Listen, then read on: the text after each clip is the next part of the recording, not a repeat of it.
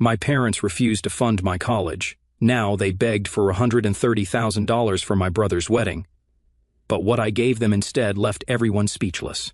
I, a 32-year-old male, grew up in a dingy blue-collar town about an hour outside of Chicago.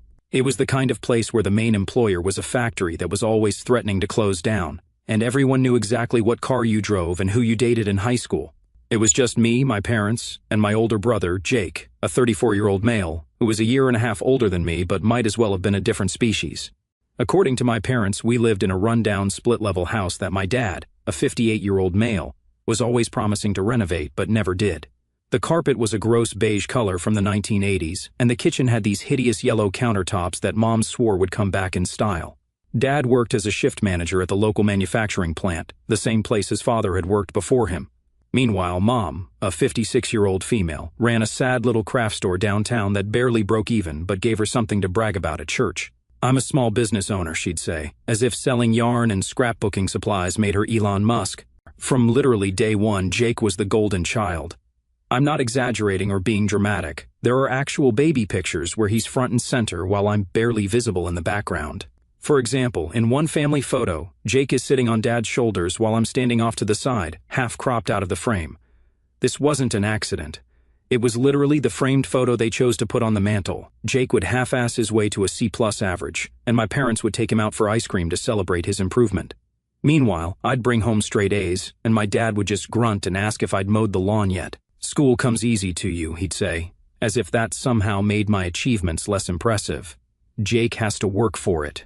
Yeah, he had to work for it because he spent more time playing video games than studying, but apparently that made him the hard worker. Make it make sense.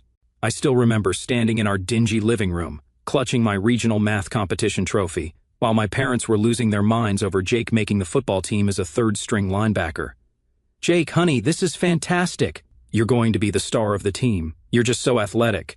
My mom was practically having a stroke from excitement. Nobody even glanced my way, despite the fact that I was literally the first student from our school to ever win that competition. When I finally said, "Hey, did you guys see my trophy?" my mom just said, "That's nice, honey. Put it in your room. We need the coffee table space for Jake's football schedule." This pattern defined my entire childhood. Jake got a used Chevy for his 16th birthday, while I got a bus pass for mine. He wore American Eagle and Hollister clothes, while I shopped at Goodwill and thrift stores. Every family gathering became the Jake Show, with my dad telling everyone, "Jake's got a shot at a sports scholarship and he's dating the head cheerleader." I'd sit there with my straight A's, my chess club presidency, and my perfect SAT scores completely invisible. My cousin Ryan, a 32-year-old male, was the only one who ever noticed this. We were the same age, and he'd come over and just shake his head at how my parents treated me. "Dude, this is so messed up," he'd whisper when Jake would get praised for remembering to take out the trash while I was cooking dinner for the whole family and getting zero acknowledgement. Ryan was the one person who actually saw what was happening, and having just that one person who validated my experience probably kept me sane during those years. I learned to just fade into the background during these moments. It wasn't that I was some loser. I had excellent grades, was captain of the debate team, and had already built my own computer from scraps I collected from the local electronics repair shop where I volunteered after school. Some old guy who ran the place actually taught me how to solder and repair circuit boards when I was like 14, and I was fixing people's computers by my sophomore year. But in our house, my achievements were just that nerdy stuff, while Jake's sub-mediocre existence was treated like he was curing cancer. I remember my mom telling me once while I was helping her carry groceries, "Tommy, you should really think about practical career options, like working at the plant with your dad.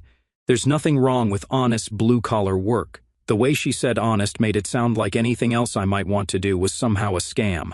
Meanwhile, Jake was being encouraged to follow his dreams of becoming a sports agent, despite having the business acumen of a potato and literally having to ask me how to calculate percentages when he was 17. In my junior year, I won a statewide programming competition that came with a $500 prize and a feature in the local newspaper. You know what my parents did? They put the newspaper in the recycling bin and asked if I could loan the $500 to Jake because he needed new gear for football camp. "You don't really need that money right now," Dad said. "Jake has a real opportunity here." I gave him the money because what choice did I have? I never saw a penny of it back. Of course, looking back now, that constant belittlement left deep scars that took years to heal. But sometimes, the people who try to bury you don't realize you're a seed. My family had absolutely zero clue how their years of favoritism would eventually come back to bite them in the ass. If you're planting crops of resentment for 18 years, don't be surprised when you end up harvesting a field of consequences. I'll never forget the day Jake got his college acceptance letter. It was to some mediocre state school with a 98% acceptance rate. But from my parents' reaction, you'd think he'd gotten into Harvard with a full presidential scholarship, and they were throwing in a Ferrari on the side. The entire house went into full celebration mode. Mom made Jake's favorite meal, expensive steaks. Dad brought home a fancy bottle of champagne, which was a lot for our family, and they spent the entire evening planning Jake's amazing future. They invited the neighbors over, called the extended family, and Dad was practically doing cartwheels around the living room. Our brilliant boy is going to make connections and become a big success. Mom couldn't stop gushing. We've been saving for this moment since you were born, sweetheart. Dad kept bragging about how Jake was college material and how they had managed to save up nearly $40,000 for his education fund. $40,000? I had no idea they had that kind of money stashed away.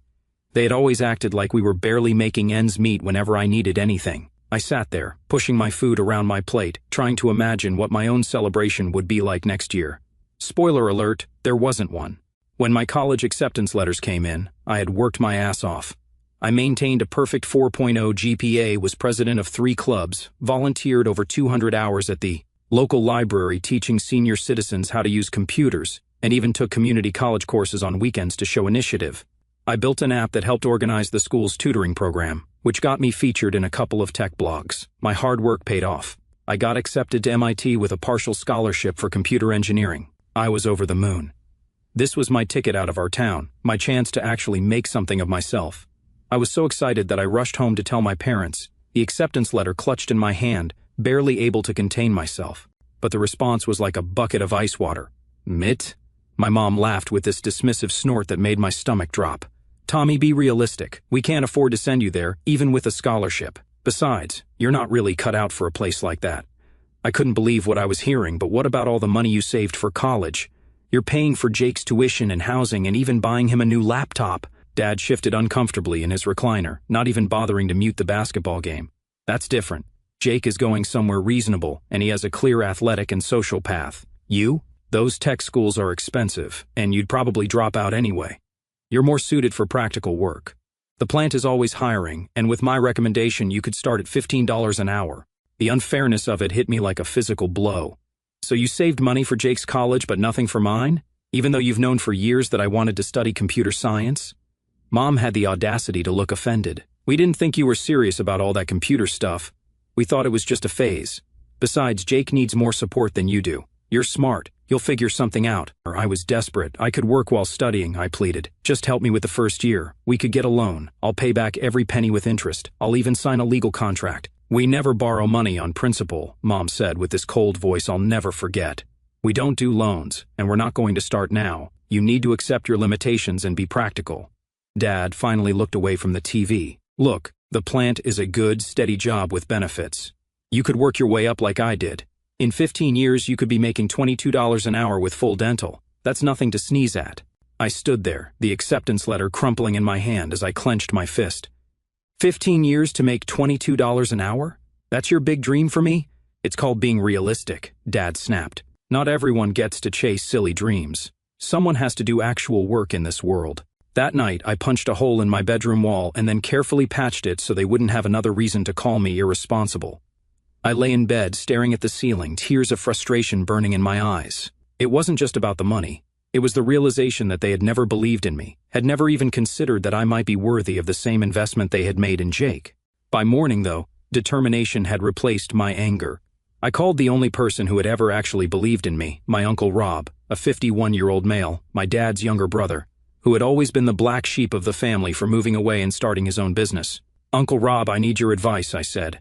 I explained everything over the phone, trying not to sound as desperate as I felt. I can't just give up on MIT, this is my one shot. There was a long pause on the line. Those idiots, he finally said, and I could hear the disgust in his voice. I always knew they played favorites, but this is on another level. Listen, I don't have college money sitting around, but I do have something else to offer. How about you come work for my tech consulting business? Real work, real pay. We can figure out online classes or community college transfers later. Uncle Rob had built a successful IT infrastructure company in Philadelphia after teaching himself programming. He'd left our hometown right after high school, much to my grandparents' disappointment. My dad always dismissed his success as lucky timing during the tech boom, which I later realized was just jealousy. Uncle Rob had made something of himself without following the family's expected path, and that was unforgivable in my dad's eyes. Are you serious? I couldn't believe what I was hearing. Dead serious. I need someone young who can learn fast. And from what you've told me over the years, you've already taught yourself more than most of my entry-level hires know. The job comes with an apartment above my garage. It's small, but it's yours, rent-free if you want it. I didn't even hesitate. When can I start? How fast can you pack? I spent that evening packing everything I cared about into 2 duffel bags and a backpack. It wasn't much. Some clothes, my ancient laptop, a few books, and the small collection of programming awards I'd won over the years. I didn't tell my parents about my plans until the next morning when Ryan showed up in his beat-up Honda to drive me to Philadelphia. When I told my parents I was moving to Philadelphia to work for Uncle Rob, they lost their minds. "You're throwing your life away on some pipe dream," Mom screamed, her face getting that blotchy red color it always did when she was angry. "Rob will fire you within a month when he realizes you're not cut out for that kind of work." Dad was even worse. "You ungrateful little... After everything we've done for you, we raised you, fed you, clothed you, and this is how you repay us, by running off to be a burden on my brother?" My cousin Ryan helped me load my stuff into his car while my parents continued their guilt trip. Jake just stood in the doorway with this confused look on his face, like he couldn't comprehend why I wouldn't want to work at the plant like Dad.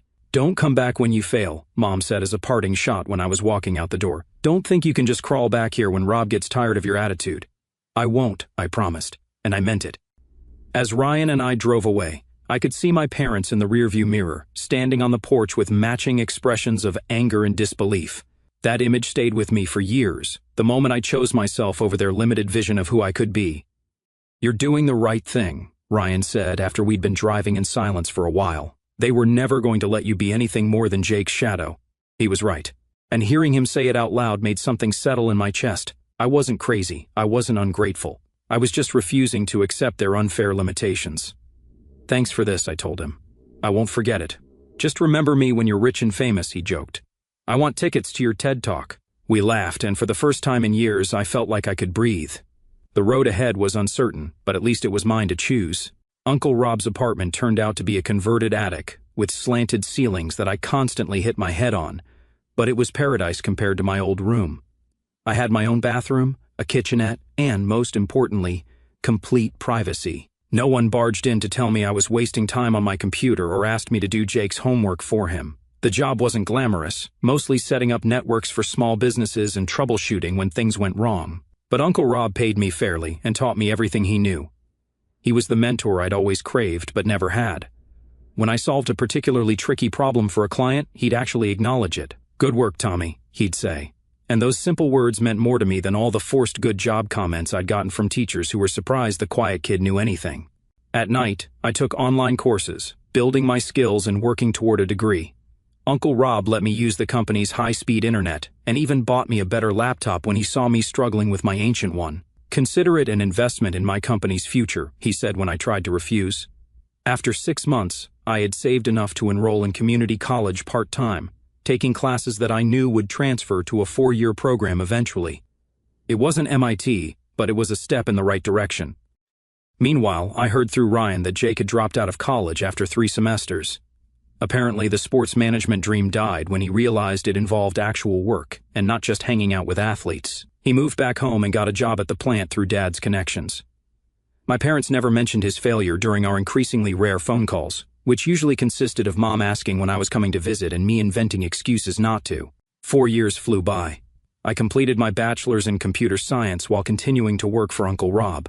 Our business expanded as I brought in new ideas and modernized our services. I created a proprietary security system that attracted bigger clients. And by year 5, Uncle Rob made me a junior partner with profit sharing. "You've earned this," he said, handing me the partnership agreement. "You've grown this business as much as I have these past few years." Then came a major break. One of our clients, DataRest Solutions, was so impressed with the security system I designed that they offered me a job as their cybersecurity team lead. The salary was double what I was making with Uncle Rob, with stock options and full benefits. I was torn about leaving Uncle Rob's company, But he was the one who insisted I take the opportunity. "Take it," Uncle Rob told me without hesitation. "This is your chance to really make it big. I'll always be here, but this is the kind of opportunity that doesn't come twice." The move to data rest launched my career into the stratosphere.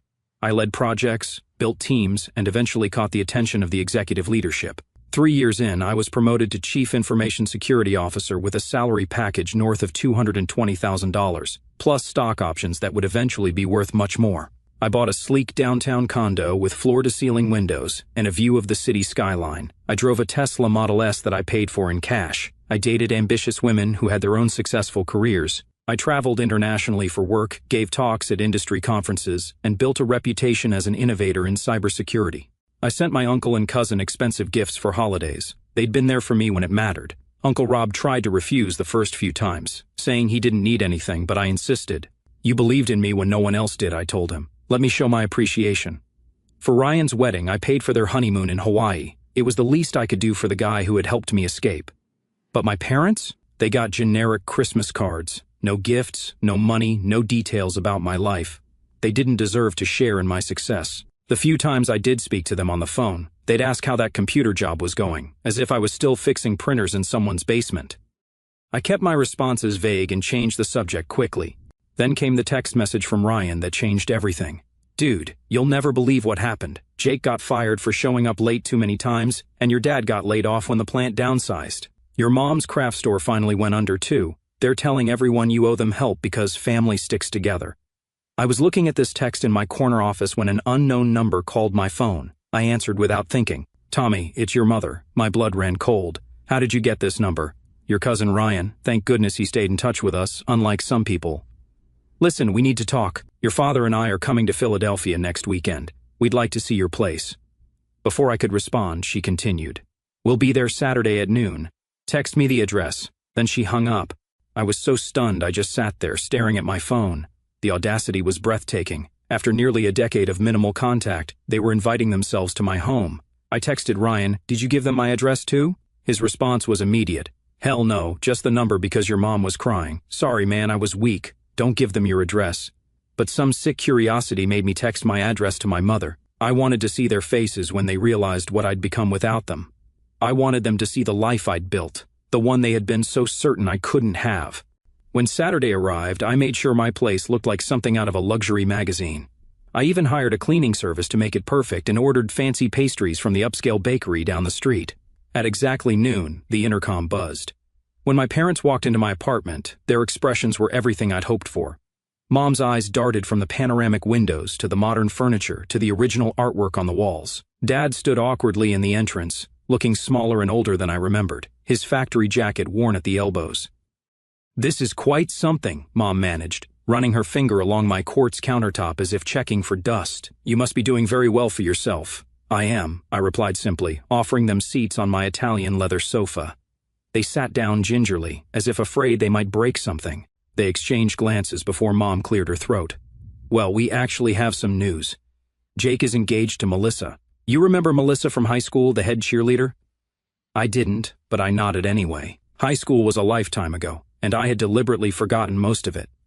"The wedding is planned for 6 months from now," Mom continued, her voice getting that familiar fake sweet tone I remembered from childhood. "We've offered to pay for the venue and reception, as is traditional." Dad shifted uncomfortably. "But with my layoff and everything else, well, the total we need is around $75,000. I nearly laughed out loud. $75,000 for Jake's wedding in our hometown? The average house there costs less than $130,000. What kind of wedding were they planning? "Melissa has certain expectations," Mom explained quickly. "Her family is well respected in the community. Her father is planning to run for mayor next year. We committed before we realized." She trailed off, looking at me hopefully, "And now you need $75,000, I finished for her." "We wouldn't ask if we weren't desperate," Dad finally spoke up. "We've already taken a second mortgage on the house. And you want me to give you the money?" I said flatly. "Loan," Dad interjected. "We're asking for a loan. We'll pay you back. We'll even sign papers." "Like when I wanted to go to MIT, I interrupted. "When I begged you for help? When I offered to sign a legal document promising to pay you back?" Mom's face flushed. "That was different." "Different how? Because it was me asking?" "Because you told me you don't borrow money on principle, Tommy. Be reasonable," Dad started. leaning forward with his hands clasped between his knees. This is Jake's future we're talking about. Melissa comes from an important family. This connection could help all of us. Reasonable? Like you were reasonable when you told me I wasn't cut out for tech? When you suggested I work at the plant instead of pursuing my dream? When you called me ungrateful for accepting Uncle Rob's help? That's not fair, Mom protested, her voice rising. We were just looking out for you. We didn't want you to get your hopes up for something that might not work out. No. What's not fair is that you're only here because you need something from me. You haven't spoken to me in years except for obligatory holiday calls. You didn't even know where I worked until today. And now you want $75,000. I walked to the door and opened it. I don't loan money on principle. I believe that's a family tradition, isn't it? Mom's face turned red with anger. How dare you throw our words back at us after everything we've done for you? We raised you. We put a roof over your head. We fed you. You did the legal minimum required of parents. I cut her off. And you never let me forget it was an obligation, not a choice. Please leave now. Dad stood up, his face a mixture of anger and embarrassment. You think you're so much better than us now, with your fancy apartment and your big job. But I remember when you were just a skinny kid who couldn't throw a football to save his life. And I remember when you told me I'd never amount to anything, I replied calmly. Looks like one of us was wrong. They stormed out, Mom muttering about ingratitude and Dad avoiding eye contact. As I closed the door behind them, I felt a weight lift from my shoulders. For the first time in my life, I'd stood up to them on my own terms in my own home, from a position of strength. I poured myself a glass of bourbon and stood by the window, looking out at the city skyline. I had made it despite them, no, because of them. Their lack of faith had been the fuel that drove me to prove them wrong. In a twisted way, I almost owed them thanks for being such terrible parents. Almost. The calls started the next day. First Jake, then Mom again, then some aunt I barely remembered. They all had the same message. I needed to do the right thing and help the family out. Jake's call was particularly galling. Bro, I know we weren't close growing up, but this is important, he said, his voice that fake casual tone people use when they're trying to manipulate you. Melissa is the best thing that ever happened to me. Her family is connected, man. This could change everything for all of us. All of us or just you? I asked. Don't be like that. Look, I know Mom and Dad favored me growing up. I'm not blind. But that wasn't my fault, was it? The audacity of him acknowledging it so casually, as if it was just some minor family quirk and not something that had shaped my entire childhood, made my blood boil. You never once stood up for me, I reminded him. Not once. We were kids, Tommy. What was I supposed to do? You were supposed to be my brother, I said and hung up. A week after my parents' visit, my work phone rang with a local number I didn't recognize. Is this Thomas Mitchell? A female voice asked when I answered. Yes. Who's this? This is Melissa, Jake's fiancée. We haven't met, but I've heard so much about you. All bad, I'm sure, I replied dryly. She laughed, a practiced musical sound. No, actually. Jake says you're the smart one, the successful one. That's why I wanted to talk to you personally about our situation. Melissa, I've already told my parents. Your parents don't know I'm calling, she interrupted. Look, I'll be straight with you. This wedding is important for my family's standing in the community. My father is running for mayor next year, and everyone who matters will be at this wedding. It needs to be perfect. And you need my money to make it perfect, I said. I need your help to make sure your brother doesn't embarrass me, she corrected. The wedding is already paid for. Your parents took out a loan against their house. Then why did they ask me for money? There was a pause. Because they can't make the first payment. The loan has some aggressive terms. If they miss a payment, the interest rate doubles. Let me get this straight. They took a predatory loan they can't afford for a wedding they can't afford. And now that's somehow my problem? Family helps family, she said, as if reciting a line she'd been taught. That hasn't been my experience, I replied. Listen, her voice hardened. My father has connections. He could help your career if you help us. Or he could make things difficult. It's your choice. The threat was so unexpected, I actually laughed. Did you just threaten my career over your wedding? I'm simply pointing out that actions have consequences, she said smoothly. Think about it. We need an answer by Friday. After she hung up, I sat back in my chair, stunned at the audacity. Then I started making calls of my own. First, to my company's legal team to document the threat. Then to a private investigator I'd worked with on a corporate espionage case. Then to Uncle Rob. They did what? Uncle Rob exploded when I told him about the predatory loan and the threat. Yeah, and apparently her future father-in-law has connections that could hurt my career, I said. Tommy, these people are toxic. You don't owe them anything. I know, I said, but I'm not just going to let this go. I think it's time for some consequences of their own. The PI's report came back within a week. Melissa's father, Richard Kensington, was indeed planning a mayoral run. He was also involved in some questionable real estate deals and had a sealed juvenile record. Jake had a history of being chronically late to work and was on thin ice at several jobs before finally getting fired. And the best part? The predatory loan came from a company where Kensington was a silent partner. So basically, he's setting up his own future son-in-law's family with a loan he knows they can't repay, I summarized to Uncle Rob over dinner. I'm guessing the plan is to take their house when they default. That's beyond sketchy. Uncle Rob shook his head. What are you going to do? I smiled. I'm going to do what I do best, follow the data and see where it leads. Armed with this information, I set up a meeting with a reporter friend at the Philadelphia Inquirer, who'd been looking for a breakthrough story. I didn't give him the information directly, but I pointed him in the right direction. You might want to look into predatory lending in small towns, I suggested, especially loans connected to political aspirations. Meanwhile, I hired the best financial forensic specialist I could find to look into the loan company. If they were giving predatory loans to my parents, they were doing it to others. The specialist confirmed my suspicions. The company had a pattern of targeting financially vulnerable families, especially those with connections to people Kensington wanted to influence. Then I waited, knowing that sometimes the best revenge is letting people destroy themselves while you watch from a safe distance.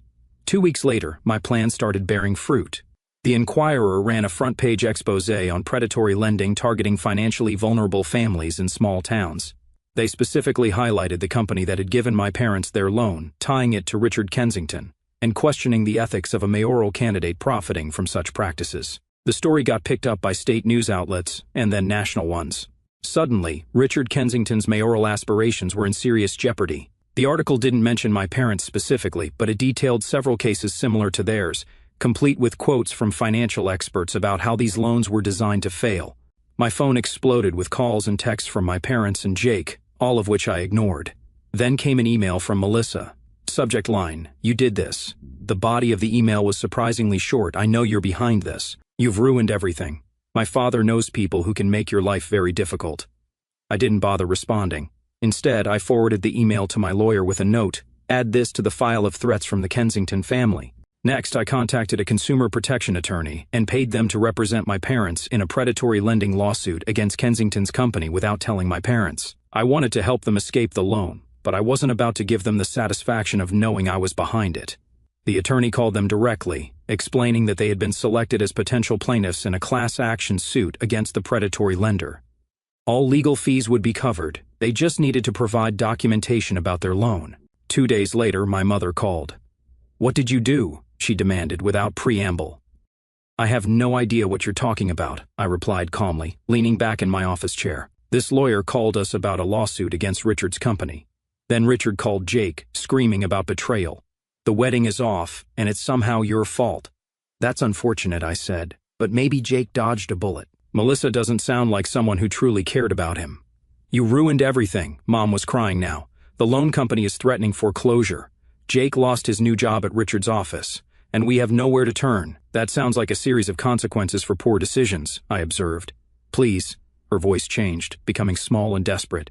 "Please help us, Tommy. We made mistakes, terrible mistakes with you, with everything, but we're going to lose the house. We'll be homeless."